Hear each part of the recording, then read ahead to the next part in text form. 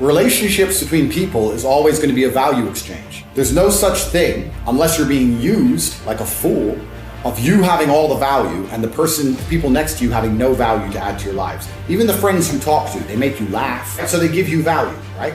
So by extension, how do you get good people around you? How? Think about it. It's a value exchange, right? You want to have good people around you. Every relationship in the world is built on an exchange of value. So how do you end up having good people around you? Have to be a good person. Good people have good people around them. Yeah. Bad people have bad people around them. True or false? Facts. You look at a thief. Who are his friends? Thieves. Because he can't hang around with good people because he's stolen from them. So my circle is solid, and they are good, valuable assets to me because I am a good, valuable asset to them. The better a person you become, if you were to embark on this journey of self-discovery like we just described, and you would start taking your life very seriously, there'd be people who would come into your life who would be new, and there'd be people who fall out of your life. Guess who's going to fall out of your life? The bad people. People who are wasting your time, I agree with wasting that. your life. I agree with that. And the people who would join into your life would be the people you're training with, people who want to climb Mount Everest with you, etc. The better you become as a person, the better your circle becomes. Which is why when people send me questions, and I get this a lot. Hey, Andrew, my friend did this to me. My friend stole my girl. Some bullshit. Well, if you're hanging around with losers, guess what you are? A loser. A loser. If you're hanging around with snakes, guess what you are? A snake. A snake. There's no snakes in my circle. There's no losers in my circle. The best way to have a good circle is to be a good person. Life is very simple, and it will fix itself if you do the work. I can never be poor. My skill set, the people I know, my phone book, my reliability, my reputation. You could take all of my money today. I'll be a millionaire again in 2 weeks. I can call people and say, lend me 10 mil. Oh, that's Tate. I can call people. I know people. I have a place I can go. I'm good at speaking. Like once you have those lessons and once you have that network and once you have those things built, you can't go broke. You really can't. You get to a point of life where the only way you could go broke is if you become a drug addict or something ridiculous. But yeah, so the lessons are very, very important. Yeah. I want to make it clear because these last few years, people skipped all of it. Even if they have a little bit of money, they have none of the lessons, and they're going to suffer. The universe will teach them a lesson. I'm ruthless. I am ruthless. I'm ruthless. You wouldn't be any other way, would you? No, but I don't have time for brokies. I don't have time for sad people. I don't have time for unlucky people. I don't have time for someone who's complaining. I don't have time for negativity. I don't have time. I'm so ruthless. If I knew a dude who always had a cold, I wouldn't talk to him. You're too sick. I don't like it. Yeah. My circle is winners. Everyone around me is a winner. No matter what bad happens in our lives, we win. And it's amazing to me that people understand that you are the sum of the 5 people you spend most time with. 100%. But then they don't curate their circle. No. They'll go, yeah, I understand that part. And then they'll still hang around with a bunch of fucking losers. The problem is, it has to be a value exchange. You can't be a loser hanging around with winners because winners don't want to hang around with you. You need to find a way to provide value and work your way up. But as you progress through life, there's going to have to be people you cut off because they're just holding on to your coattails, slowing you down. And no matter how many times you give them a chance, they don't want to fucking progress. And that's their decision. That's fine. You don't have to feel guilty about that. Life is a value exchange. Every friendship, every relationship, every business relationship, there has to be an exchange of value. As you progress through life, people stay in the same place, you're only giving value. You're not receiving any value back. And you have to be ruthless about those things. Like I have a very curated circle and everybody in my circle is extremely useful and we're extremely successful.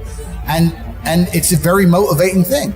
If you're in a room full of ice cream experts and all they talk about is ice cream, how to move ice cream, how to sell ice cream, different flavors of ice cream, how you make ice cream, you're going to learn a lot about ice cream. If you're in a room full of people who are billionaires, guess what they're talking about? Money. And guess what you're going to learn about? Money. I don't sit and have pointless conversations with people. I don't even know what people are talking about. If me and my friends meet, we end up talking about the earth and how it can pay us. That's what we talk about. And that's how we manage to make a bunch of money. So you have to be ruthless with your circle. And for people out there who understand this, a lot of people say they understand it, but they genuinely don't. But if you do and you are trying to progress your circle, you need to find a way to provide value. You need to either join networks like my one on corporative.com, or you need to find a way to provide value. I'll give you an example. In Romania, I was driving and I went to a town called Cluj. It's a very small town. I went in a nice car and a kid came up to me and he said, I run the car swapping page and we take pictures of the Ferraris and Lamborghinis. Can I have a picture? I said, yeah, sure. And anyway, he took a picture of it and then he gave me his business card and he said, I just want you to know, I don't even like cars. I just knew the best way for me to meet rich people is to take photos of nice cars. It's a great story. I was like, you're smart. I hired him. I'm not surprised. He works for me. Yeah, he still works for me for this day. Yeah. He was smart enough to go, well, where's the money over there? Yeah. How do I get close to the money? Oh, they don't want to talk to me. But if I take cool photos of his car, he might want to talk to me. You have to find a way to provide value to people. Yeah. If you provide value and it's a value exchange, you'll do good. But yeah, I say this to people and they go, oh, but my friend, and we have a good time together. Well, if you're going to prioritize your friends by drinking and having fun, then you're going to have a bunch of fucking loser friends. That's your life, and that's your life to live. It's fine. Don't complain when the NHS are on strike and you can't get seen and I'm in a private hospital in fucking Saudi. That's your problem. You have to just make your decisions in life and live true to them. But creating a circle is ultra important. And it's not just important financially, it's also important for your entire life and your mindset as a whole. Because it's amazing, especially amongst men, we never want to be the poorest person in the room. We never want to be the weakest person in the room.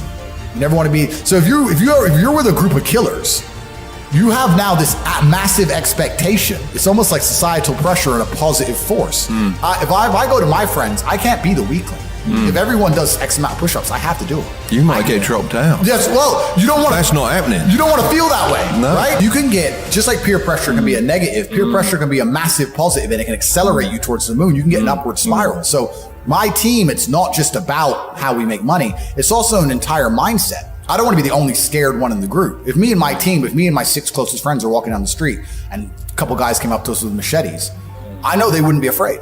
So now I'm not afraid. Now no one's afraid. Now you're fucked. Now the guys with the machete should be afraid. That's right.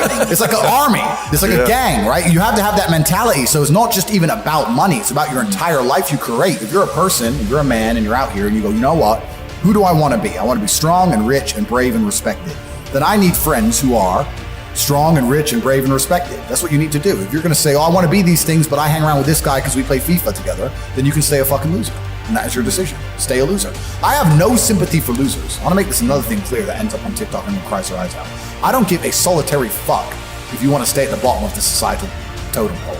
If I'm going to ignore how I feel day after day so I can perform, regardless of whether I'm sad, happy, pissed off, tired, if I'm going to get up and work anyway when I'm tired, how do you expect me to feel sorry for you because you didn't work when you were tired? If I don't care about my own emotions, I certainly don't give a solitary shit about yours. If you want to stay a loser, stay one. Good, it's fine. Stay a loser. I have no sympathy for you. I don't care.